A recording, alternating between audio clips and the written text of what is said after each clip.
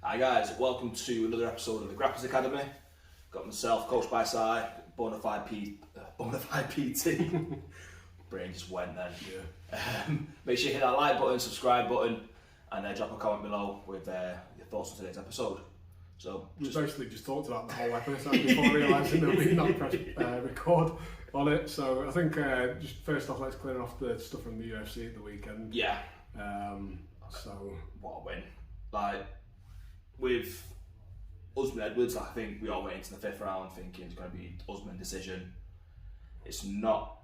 Like, how often do you see a comeback like that? I think the last one was the heavyweight fight. Was it Blades? Yeah, so it was interesting, wasn't it? Because he might have won the first round, and then 2, 3, and 4, he was almost certainly down in the fifth round as well. And I don't know, I've not heard anything negative from, because I only watched the highlights. At some point in the round, Usman had him up against the cage, didn't he? Mm. And then Herb Dean pulled him away from the cage. I don't know whether you saw that in the fight, if you just watched the highlights, but there must have been like an inactivity because Herb Dean pulled him away from the cage, and then within about 30 seconds, he got the head kick knockout. I might have missed that bit. So I was curious to see if there was any backlash on that for like Herb Dean basically doing an action that led to this knockout. I don't know, I've not seen that. No, I don't know what happened. I don't know whether he was grabbing the cage to control and Herb Dean brought him away, or whether it was just an activity, because from what I could see, at some point at around about 4 minutes remaining in the round, Usman was controlling Leon Edwards up against the cage, and then the highlight kind of jumps to 2 minutes remaining, and you see him pulling him away. There was one point where Edwards used the cage to try and get back up, and Herb Dean reset him on the floor. So it's kind of like, no, you were on your back, and they kind of reset him back on there. Both sides were sort of things in cage quite frequent though. So maybe something similar, and then he pulled him away. But then like the head kick knockout was probably about 30 seconds to a minute after that. I think so, yeah. Yeah, so, and interesting that nobody complained about that. Mm. But I just thought he must not have had, because sometimes they'll just bring them away from wrestling if there's no action on it, which is fair enough. But yeah, really sweet head kick. Yeah.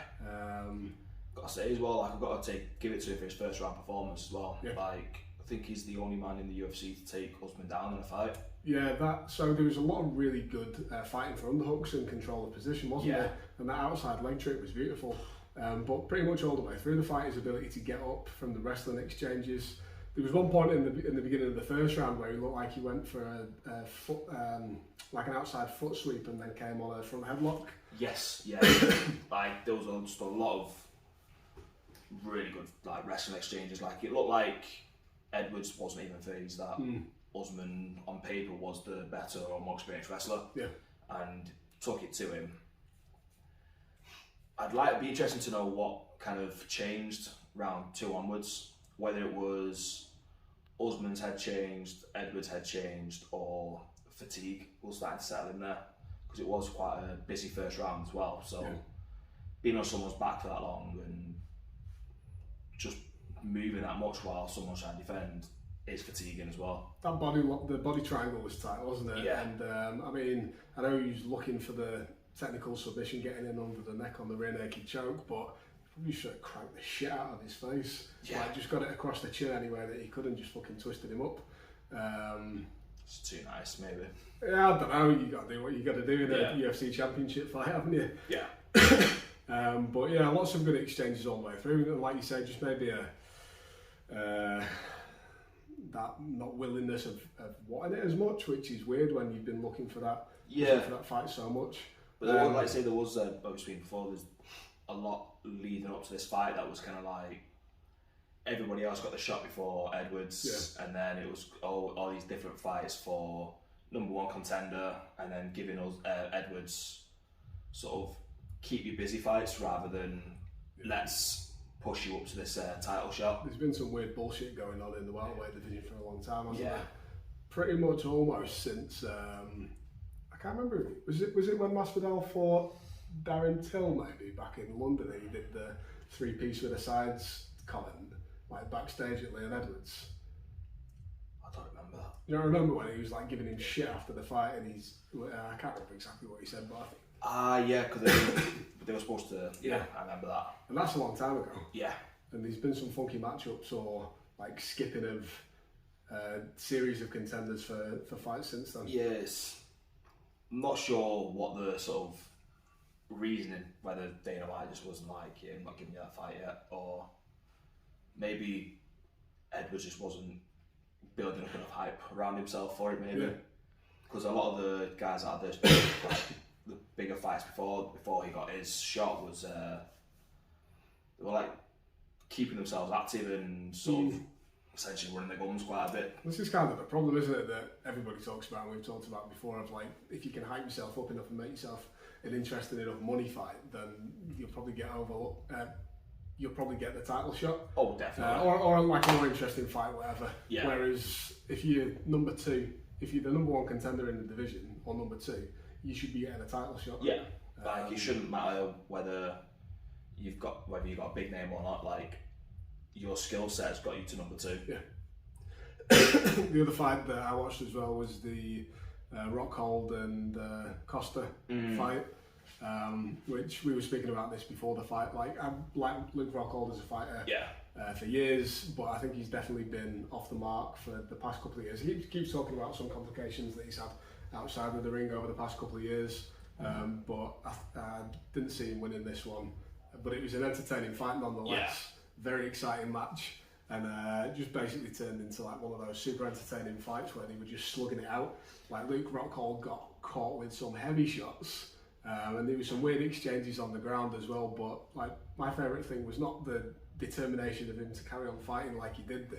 It was when he was getting hit in the nose, he was basically just turning around to Paulo Costa and saying "fuck you," and then trying to smash him with one straight back. It was really exciting. I know you've not seen it yet, but it's well worthwhile watching. That's definitely just for the entertainment factor. Yeah. Like, I think like the more I'm seeing of Costa, the more I'm liking him as well. He just seems to be just a proper wind-up merchant. Like, what did Dana White have to like tell him off for showing him at one point? Because he kept like putting like photoshopped images under something of him. Yeah, there was one where he was like that Drake meme where he's got his hand like this, and then that one, but it's at Paddy Pimlock's ass when he gets it out of the way. Yeah, he's got one of the best like Twitters and Instagrams, hasn't he? Yeah. And you were saying it before at the weigh-in, he had his bottle of like secret juice. Yeah, secret juice. Like, I think he's just going to be full on the wind up. He just doesn't give a shit, does he? Nah. He really doesn't give a shit. Like, he's in the top organisation. He's making his money now. He's here to have fun, I think. And it doesn't matter whether he's on the secret juice. We know it's all Jesus and acai. Oh yeah. And red wine apparently as well. He likes his red wine, doesn't he? I mean, what goes better with juice? The guy, yeah. Wine and juice. Anavar and red wine. What else were we talking about before? So Tom Hardy competed this weekend. It was Ashton Kutcher now has a nemesis. Ashton Kutcher, watch out, honestly. No, but like serious competition. Yeah. An actual comp with other random competitors that you're just going to come up against. And they were actually rolling. It wasn't like flailing around on the back of Craig Jones. No, it was like legit. So he's like was he 4-stripe blue belt? I think so, yeah. Now.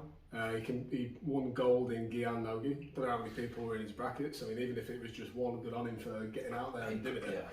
Yeah. But managed to get a nice straight footlock. That footlock was lovely, wasn't it? Yeah, it was tight, wasn't it? Yeah. And the armbar looked hard to fight for, but he took that as well quite well. Yeah, there was a nice like sequence of events in that gi match that he had, because he ended up in guard. The guy pulled guard on him. He was defending an armbar triangle. Managed to get out of that, get to a neon belly. Must have been watching our instructionals, because he used the neon belly to Kimura set up that we've showed before, and then managed to convert that into an armbar because the guy was gabbing on his gi. So you're welcome for that one. You can call in and give an instructional if you want. You know, I'm sure people will like to boost your profile on the Grapplers Academy because we're so big. Oh, should I do you a favour? But no, it's good to see, because like we've joked before about what's his fucking face, Ashton Kutcher. Yeah. Just having, I mean, it's Craig Jones and whatever, isn't it? And he's playing around with him. But who are the big names who do jiu-jitsu aside from Ted Bundy from? He's a black belt, isn't he? I'd like to see him roll. But there's Tom Hardy, who clearly can roll. Brand. Russell Brand, who we don't know whether he can roll or not, but I know he participates in the normal classes based off what he said. And then there's Ashton Kutcher, who looks like he just rolls with his instructors, which is fine. Yeah. But he just, I mean, I don't know, he's a brown belt. Yeah, for me, it's gonna. I just want to see footage before I stop mocking him. Can't think of any other celebs though. There's got to be loads out there. Paul Walker. Yeah. He was a purple belt, wasn't he? Yeah. I don't think we can really class Joe Rogan as a celebrity. He's more. Because he was a fighter before he was a celebrity. Yeah. Got Joe Diaz. Does he count? Because he was a celebrity before he started training. Is he any good? Is he good enough to count? I don't know, but from the sounds of things, he does kickboxing and jiu-jitsu. How's he getting fucked up by Joey Diaz? Thing is though, it'd be one of them ones where you'd be sort of, if you get into a disagreement with him, I bet he can move fast. Do you know what would be a mint fight? Like, I don't know whether they're both Cuban, this might just be racist. Masvidal versus Joey Diaz for the King of the Cubans. The bad motherfucker belt. Because they've both got that street background, haven't they? Yeah. Yeah. And some of the stories that you've heard from Joey Diaz on... Oh, his stories are brilliant. The best one that I've heard is when he talked about when he was in like a Catholic boarding school and he got into a fight with one of the nuns. It's probably one of the funniest stories I've heard. Is it on this podcast or? No, it's on a Comedy Central. This never happened. Like, really recommend it. Like every time I hear it, I am in tears. I'm gonna check it out. But yeah, like legit celebrity jiu-jitsu practitioners, it kind of looks like Tom Hardy's at the top of the pecking order now. Yeah, although I think Al Bundy is probably like up there because he was like a early trainer. Yeah, and it won't surprise me if I don't think there'll be many celebrity classes, but when he first started, and does he have any roles that would hinder him if you had like maybe a dodgy shoulder or iffy knee? He kind of plays a granddad now, doesn't he? How old is he? So if he's got like a bit of a dodgy back or a bit of an iffy knee, he might not be young enough to be like physically competitive with True. Tom Hardy, because Tom Hardy must be in his mid-40s. So there's probably like a 20-year age gap between them at least. Yeah. Got some size in him though, What's he called in real life? I can only think about him as Jay from Modern Family. Yeah. I just picture him sat on the sofa with a beer. He's basically my role model for the next like 30 years or whatever. Sit there and talk about when I used to do jiu-jitsu and then just drink alcohol. Living the dream. Sounds like a good life. Watching Tom Hardy roll though was making me want to get back to training. It's been ages since I've rolled or done anything now, and it was just making me miss out on that competition thing. It is. It's sort of like you want to get going again, don't you, when you see all that? Because how long has it been now since you? Like realistically, like 12 months since I've not done anything. But there was a period of time around about March, so. How long ago now? Like 5 months ago, 4 months ago, where I had about 3 or 4 weeks where I was starting to do a bit again. We rolled a bit. We've got the videos of that, and then I did an open mat and some classes. Still like a bit tentative with it. And then fucked my knee up since then, and then it's been 4 months straight of that, of going and just watching the classes, not even able to get on the mats and do any sort of participation. I've obviously not rolled. So. Do you find that you're getting stuff like benefits from watching? Definitely is benefits of going down. I was talking to Matt, the guy, my coach at 12 Gauge about it, and I think the biggest benefit that I've seen from going down and watching is it's like the same sort of thing that you'll see when you're teaching. You know, like you'll show a technique and then you'll let everybody kind of go at it, and you'll see the same mistakes that are popping up, and like, right, everybody come back in, let's try and tighten this up, sort of thing. It's interesting doing that and looking at it from that point of view without actually having to teach the class. Because sometimes when you're teaching a class, you kind of almost can't see everything at the same time. Because you might be showing somebody one thing over here, and like these 20 other people making a mistake over there. But it's kind of interesting not having the responsibility to have to teach and dictate the class, but being able to sit back and watch how everybody's doing maybe similar different variations of the wrong thing. Yeah. So I guess that's probably about as much as I'm taking from it. We've spoken about this before, haven't we? Like being injured and still turning up to class. I think you've got to be at a certain point in your jiu-jitsu to be able to absorb beneficial information from the technique that's being demonstrated, where you can like put your mind in the place where you know what that position feels like. Yeah. How you could apply the technique yourself. It's probably quite difficult to do if you get injured as a white belt and you're trying to do that. Yeah, true. So yeah, I don't know. When was the last time, if ever, you've been injured for like a long period of time where? Touch wood.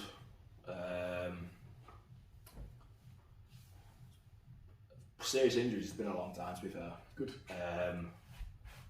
I've just managed to touch wood again. Managed to stay quite lucky with it. I've had periods of time where I've been off for other reasons, but that's been like where I've not been able to get to the gym and things like that. But I think the longest period I've had is probably about 3-4 weeks. Yeah.